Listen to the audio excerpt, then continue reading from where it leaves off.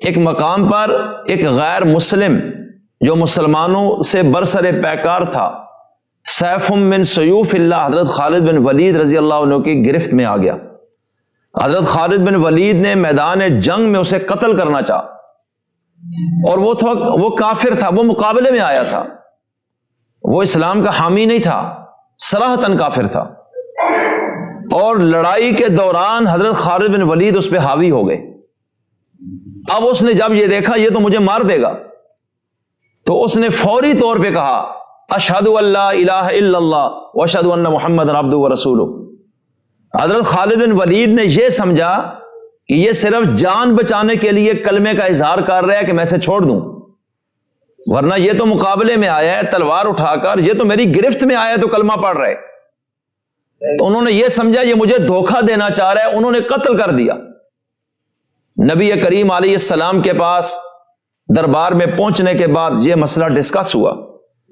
آپ صلی اللہ علیہ وسلم نے خالد بن ولید سے پوچھا کیوں قتل کیا ہے؟ انہوں نے کہا یا رسول اللہ، میں اس چیز کو سمجھتا ہوں کہ وہ جان بچانے کے لیے کلمہ پڑھ رہا تھا، تاکہ اس کا کلمہ سن کے میں اس کو چھوڑ دوں۔ وہ دل سے نہیں پڑھ رہے، وہ تو میرے کنٹرول میں آ گیا تھا، اب اس کو پتہ ہے مرنے کے علاوہ راستہ ہی نہیں، کلمہ پڑھو یہ چھوڑ دے گا، تو میں نے تو اسے اسلام کی دعوت نہیں دی کہ وہ میری دعوت سے متاثر ہوئے۔ تو یا رسول اللہ یہ ایک جنگی چال تھی اس کی اپنے آپ کو بچانے کے لیے، اس لیے میں نے اس کو قتل کیا، اور میں نے اس کے اس اقرار پر اعتماد نہیں کیا۔ نبی کریم علیہ السلام غصے میں فرماتے تھے کہ کیا تو نے اس کا دل چیر کے دیکھا ہے کہ اس نے دل سے پڑھا ہے یا اوپر سے پڑھے؟ جب اس نے کلمے کی گواہی اس حد تک لوگوں کی جانوں کو چھوڑا جاتا ہو، اگر وہ ظاہراً دھوکہ دینے کے لیے بھی کلمہ اگر پڑھ رہے ہیں خدا نہ خواستہ، تو اللہ کے رسول ان پر جبر کی اجازت نہیں دیتے، تو یہ نبی کیسے اجازت دے گا کہ تلوار لے کے کسی کے سر پہ چڑھ جاؤ کہ تم کلمہ پڑھو نہیں تو ہم تمہیں مار دیں گے؟ اس طرح کا تو ایک واقعہ بھی تاریخ اسلام میں کوئی نہیں ہے۔ اس لیے میں عرض یہ کرنا چاہتا ہوں، اسلام کا غلبہ دو قسم کا ہے۔ اللہ تعالیٰ نے فرمایا ہم اس دین کو سب دینوں پر غالب کریں گے، تو اس کو غالب کرنا دو طریقوں سے ہو سکتا ہے، دو صورتیں۔ پہلی صورت ہے دلیل کے لحاظ سے،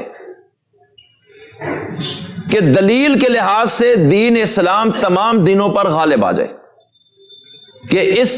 دین اسلام نے جو دعویٰ کر دیا، مثلا اللہ ایک ہے، دنیا میں جتنے فرقے بھی ہیں شرک کرنے والے، تو اسلام دلائل کے لحاظ سے اتنا غالب ہے کہ اس کا دعویٰ کبھی جھوٹا ثابت نہیں ہوگا، اور اس نے دنیا کفر کو دلائل کے میدان میں زیر کر دیا۔ اس دور کے تمام کفار کو بھی چیلنج دیا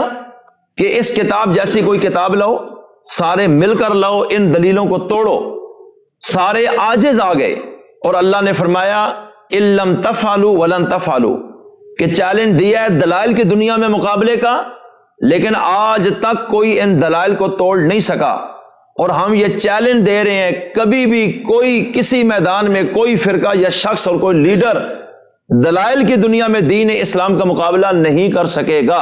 وَلَن تَفْعَلُوا، اور ہرگز کبھی کر بھی نہیں سکو گے۔ یہ اللہ تعالیٰ نے قرآن کریم میں فرمایا، تو دلائل کے لحاظ سے اس دین کا غلبہ تو اول دن سے آج تک اسی طرح چل رہا ہے اور قیامت تک۔ لیکن دوسرا غلبہ کہ یہ دین معاشرے میں باقی دینوں پر چھا جائے، ملکوں میں اس کی حکومت ہو، عدالتوں میں ہو، بازاروں میں ہو، ایوانوں میں ہو، اور شاہی محلات میں بھی یہی دین، ہر طرف اللہ کا قانون رائج ہو، اور دنیا میں یہ دین غالب آ جائے بطور قانون اور حکومت کے، تو یہ غلبہ اللہ تعالیٰ کہتے ہیں ہم یہ غلبہ بھی اس کو دیں گے۔ اور اس میں کیا فرمایا ہے؟ یریدون لیطفئوا نور اللہ بافواہہم، کہ کافر یہ چاہتے ہیں کہ اپنی پھونکوں سے اللہ کے اس نور اور روشنی کو بجھا دیں پھونک مار کے، لیکن ایسے نہیں ہوگا۔ واللہ متم نوری، اور اللہ یہ چاہتا ہے کہ وہ اپنے اس نور کو پورا کر کے رہے گا، یعنی یہ پوری دنیا میں یہ دین اسلام ایک عملی شکل میں نظر آئے گا، مشرق مغرب شمال جنوب میں یہ قانون تمہیں ہر ذرے ذرے پر نظر آئے گا، یہ اللہ تعالیٰ کا اعلان ہے۔